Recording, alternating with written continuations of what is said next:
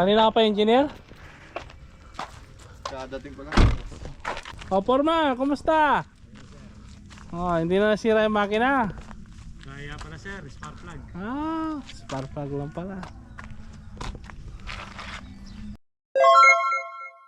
Kwento nga niya na based dun sa experience niya, nag-umpisa yan mag-invest dun sa maliit na lupa. Yes. Tapos ngayon, tignan mo naman, oh. Tingnan mo, malaki na nabili ko. Oh, palaki ng palaki kasi Palaki. maganda ang investment pag lupa.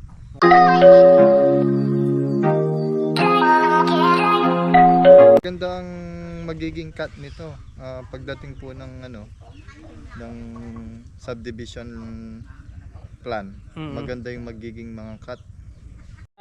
Ang advantage dito ng mga bibili, hindi na magtatambak. Malaki yung mamiminos nila dito. Hindi bumabaha. Hindi bumababa. Paano yung ulan? Tingnan mo, tuyong-tuyo yung property, oh.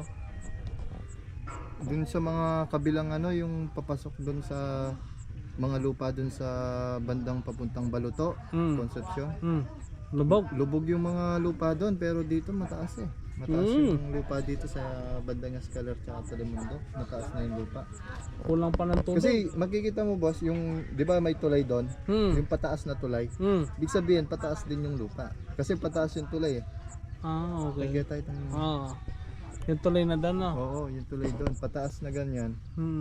Kaya mataas din ang lupa dito. Maganda talaga ang lupa rito, mataas. Hanggang anong oras kahapon dito, engineer? Dito ka nag-lunch kahapon, umuwi ka rin? Kahapon. Ay, hindi Linggo kahapon. hindi kayo nagtrabaho kahapon? Hindi. Nung isang araw yung nag-live ka, no? Oo. Yung Kala Sabado. ko galit ka, pinapaalis mo na ako eh. Hindi ako nag-comment. Paalis na lang si Sedmo ka mo.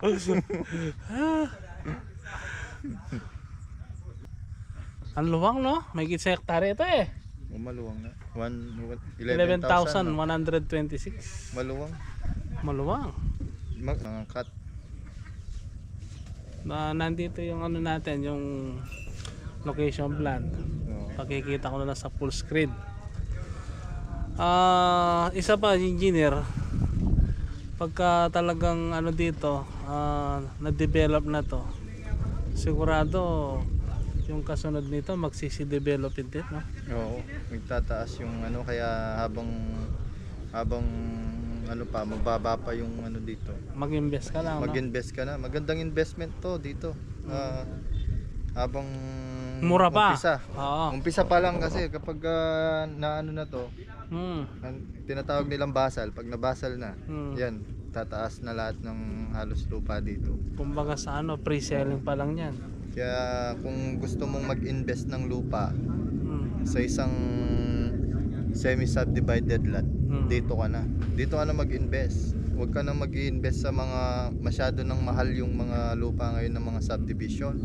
Yung mga private subdivision masyado nang mahal. Kaya ngayon dito napakababa lang, tsaka maganda yung terms. Kaya kung may gusto mo ng information, tawagan mo lang si Boss Edmond.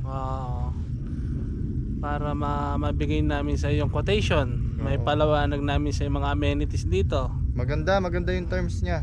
So kung gusto mo talagang maging investor sa lupa, ito na yun. So kung yung pera mo nasa bangko lang, hindi kikita ang pera mo sa bangko. Ang kikita dyan, ang bangko. Siyempre ipapautang nila yan eh. Pero dito pagka in-invest mo dito after 3 years, may malaki-laki na rin ang kita ng pera mo. Yearly tumataas ang value ng lupa. Yung magandang investment talaga, real estate.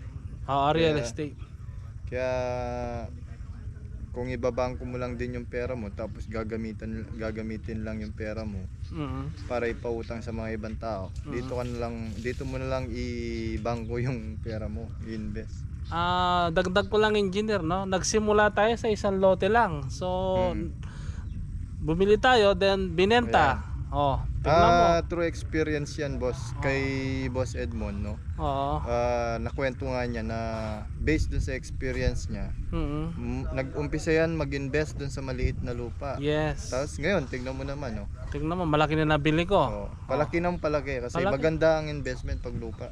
Wala kang lugi. Unlike sa sasakyan, Oh, magandang sakyan mo ngayon Oo. pero nagde-depreciate. Bumababa ang presyo ng mga material na bagay. Oo. Nagde-depreciate yung mga material technology kasi. Oo. Pero kung kung real estate nag-appreciate 'yan. Oo. Tumataas ng tumataas every year.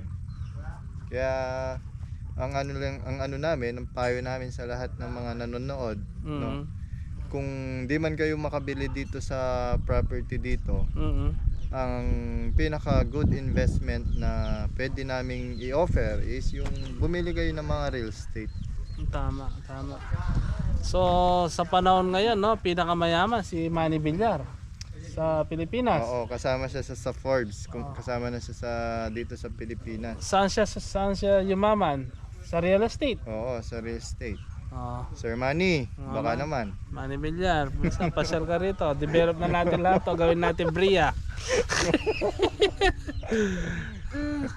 Huwag ka magmadali kung mabibili mo isang lote lang. Oo. Doon ako nagsimula eh. Wala naman nagsimula sa malaki. Oo. Paliit. Magmula sa maliit, palaki. Oo.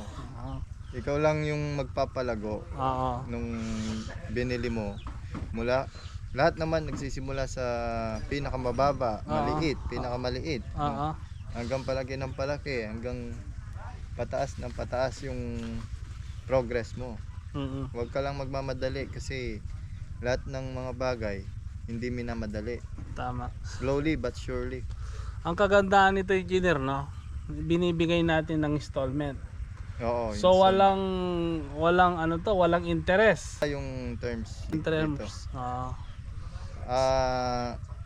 Kasi kung halimbawa wala kang pang cash, of course, kuha ka na lang installment kasi kung installment din, magagalaw mo na yung lupa eh. Tama. Pagka nagbayad ka na ng down payment and in-installment mo, magagalaw mo na yung lupa, mapapatayo mo na yung dream house mo kung may bala kayo tayo yung dream house mo.